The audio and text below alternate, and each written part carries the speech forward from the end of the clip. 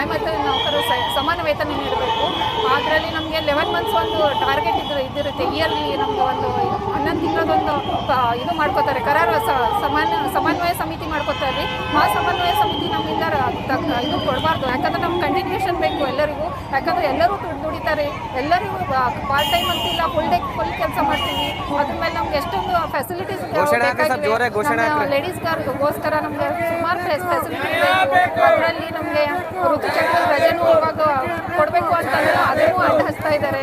ನಾವು ಏನೇನೋ ಮಾಡ್ತೀವಿ ಇದು ದುರುಪಯೋಗ ಪಡಿಸ್ಕೋತಾರ್ರಿ ಅಂತ ಇದನ್ನು ಮಾತಾಡ್ತಾರೆ ಕೆಲವೊಂದು ಆಫೀಸಸ್ಗಳಲ್ಲಿ. ಅದೇನು 10 ಗಂಟೆ ಬಂದರೂ ಸಾಯಂಕಾಲ 8 ಗಂಟೆವರೆಗೂ ಕೆಲಸ ಮಾಡಬೇಕು ಅಂತಾರೆ.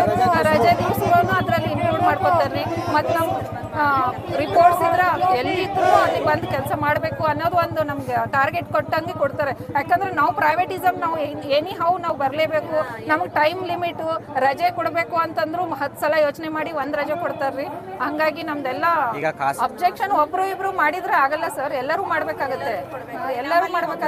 ಅವರಿಗೆ ಆದೇಶದ ಬಗ್ಗೆ ಗೊತ್ತಿಲ್ಲ. ಆದೇಶ ನಮ್ಮ ಸಹಕಾರ ಸಂಘಗಳ ಕಡೆಯಿಂದ ಆದೇಶ ಬಂದಿದ್ದು ಒಂದು ಫೋಟೋ ಕಾಪಿ ಇದೆ ಅಷ್ಟೇ ನಮ್ಮ ಹತ್ರ.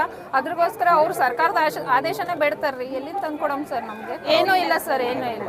ಏಜೆನ್ಸಿದವರು ಕರೆಕ್ಟ್ PF ESI ಏನು ಜಮಾ ಮಾಡಲ್ಲ ಸರ್, ಸ್ಯಾಲರಿನೂ ಕರೆಕ್ಟಾಗಿ ಇದು ಮಾಡಲ್ಲ. ಬಜೆಟ್ ಬಂದ್ರೆ ನಮ್ಗೆ ಏಜೆನ್ಸಿ ಥ್ರೂ ಪೇಮೆಂಟ್ ಮಾಡೋದು ಕ್ಯಾನ್ಸಲ್ ಮಾಡಬೇಕು. ಯಾಕಂದ್ರೆ ಅದರಲ್ಲಿ PF ESI ತುಂಬಾ ಕಟ್ ಆಗುತ್ತೆ.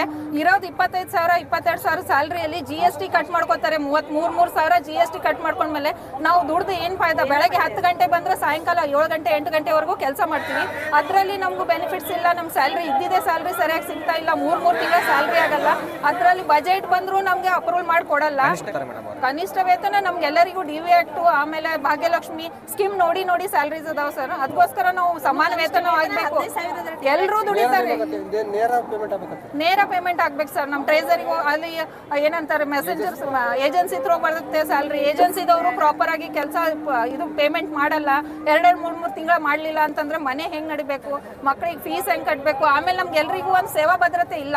ಫಸ್ಟ್ ಪ್ರಿಫರೆನ್ಸ್ ನಮಗೆ ಸೇವಾ ಭದ್ರತೆ ಬೇಕು. ಸೇವಾ ಭದ್ರತೆ ಇದ್ರೆ ಮನುಷ್ಯ ನಿವಾಂತಾಗಿ ಕೆಲಸ ಮಾಡ್ಬೋದು. ಆ ಟೆನ್ಷನಲ್ಲಿ ಈಗ ಜನವರಿ ಫೆಬ್ರವರಿ ಬಂತು ಅಂತಂದ್ರೆ ಏಪ್ರಿಲ್ ಬಂತು ಅಂದ್ರೆ ನಮ್ಗೆಲ್ರಿಗೂ ಭಯ, ಯಾರಿಗೆ ತೆಗೆದಾಕ್ತಾರೋ ಯಾರಿಗೆ ಇಡ್ತಾರೋ. ಇದು ಒಂದಿದೆ. ನಮ್ಮ ಕಾಯಮಾತರಿಗೆ ಮಾಡಬೇಕು, ನಮಗೆ ಒಂದು ಸೇವಾ ಭದ್ರತೆ ನೀಡಬೇಕು ಅಂತ ನಮ್ಮ ಕಳಕಳಿ ವಿನಂತಿ ಮಾಡ್ಕೋತೀವಿ. ಯಾಕಂದ್ರೆ ಅದೇ ಮೇನ್ ಇದೆ, ನಮಗೆ ಸೇವಾ ಭದ್ರತೆನೇ ಮೇನ್ ಇದೆ.